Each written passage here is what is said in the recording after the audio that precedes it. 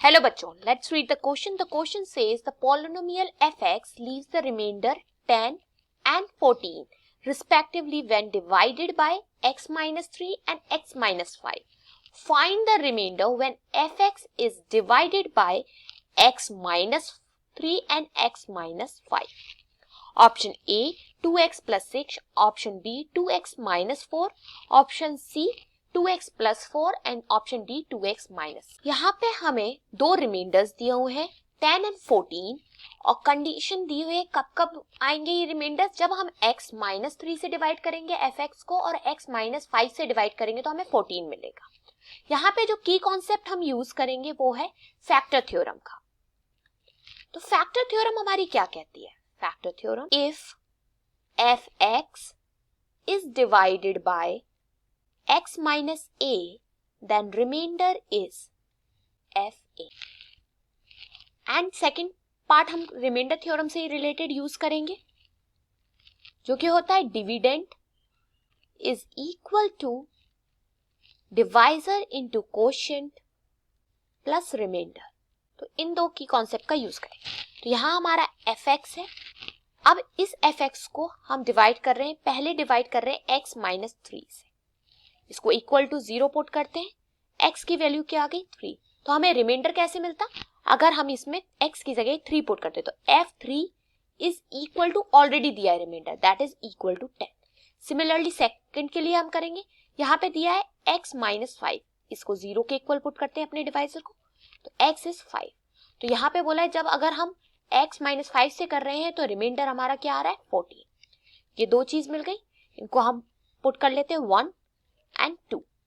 अब next second concept का use करते हैं। सेकेंड कॉन्सेप्ट था हमारा dividend is equal to divisor multiply by quotient plus remainder. तो यहां पे जो हमारा डिवाइजर है वो क्या है? fx है डिविडेंड। डिवाइजर क्या दिया है? x minus 3 and x plus x minus 5 multiply by quotient.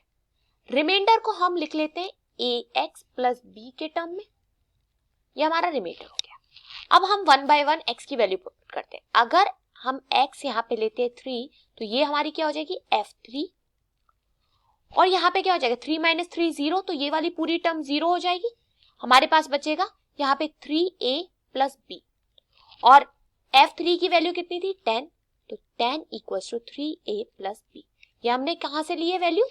पहली वाली इक्वेशन से। इस इक्वेशन को हम थर्ड मान लेते हैं। अब हम x की वैल्यू क्या लेते हैं 5, x इक्वल टू 5 पे अगर लेंगे तो ये हो जाएगा f5, और जो फर्स्ट वाली टर्म है यहाँ पे हम 5 पुट करेंगे तो ये पूरा का पूरा 0 हो जाएगा। तो यहाँ पे बचेगा हमारे पास 5a प्लस b, और इस इक्वेशन को हम मान लेते हैं फोर्थ इक्वेशन। थर्ड और फोर्थ इक्वेशन को सॉल्व करो। Equation third minus equation 4 minus कर देते हैं। तो इक्वेशन थर्ड हमारी यहाँ थी 10 equals to 3a plus b, और यहाँ थी 40 equals to 5a plus b। Subtract करते हैं तो माइनस माइनस माइनस, यहाँ पे बचा -4, यहाँ बचा -2a, ये दोनों कैंसिल हो गए। इससे a की वैल्यू कितनी आ गई 2। सिमिलरली कोई भी थर्ड या फोर्थ इक्वेशन में से किसी एक में पुट करते हैं। 10 equals to 3 multiply by 2 plus b, then it is 10 minus 6 equal to b। तो b की वैल्यू क्या आ गई यहाँ पे हमारी 4। हमें निकालना था रिमाइंडर, तो रिमाइंडर हम क्या लेके चले थे? रिमाइंडर हमने लिया था ax plus b। Value put कर लेते हैं, a की वैल्यू 2 है तो 2x, और b की 4 है तो 2x प्लस 4, ये हमारा रिमाइंडर हो गया। तो इसके अकॉर्डिंग हमारा ऑप्शन नंबर सी यहाँ करेक्ट है। So answer for this question is 2x plus 4. Option number C is a correct answer. Hope you understood well. Good luck. Thank you.